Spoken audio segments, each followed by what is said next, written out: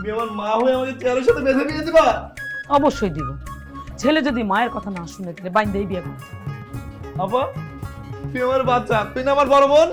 ভাইরে, আমি তোকে কেমনে বাঁচাবো? আজকে মায়ের আদেশ পালন করতে যে আমি এখনো কুমারী, দেখতে পাচ্ছিস না? ঠিক আছে, তোমরা যদি পারো আমাকে বিয়ে দিয়ে দেখাও। তুই যদি বিয়ে না করস, কবুল না বলস, আমি সবাইরে সাক্ষী রাইখা বিষ খাই আত্মহত্যা করবো। মা তুমি এসব কি বলতেছো? এই যদি মান সম্মান না থাকে তাহলে জীবনটাই কে লাভ কি? আমি ঠিকই এই বিষ খাই আত্মহত্যা করবো, আমি মরে যাবো। আমাকে দাও, ছাড়ো, পাগলামি দাও না। আমি বুঝতে পারছি তোমরা সবাই আমার জীবনটাকে নষ্ট করার জন্য উঠে পড়ে লেগেছো। ঠিক আছে, আমি রাজি। আলহামদুলিল্লাহ, আলহামদুলিল্লাহ। আমি সব খাবো।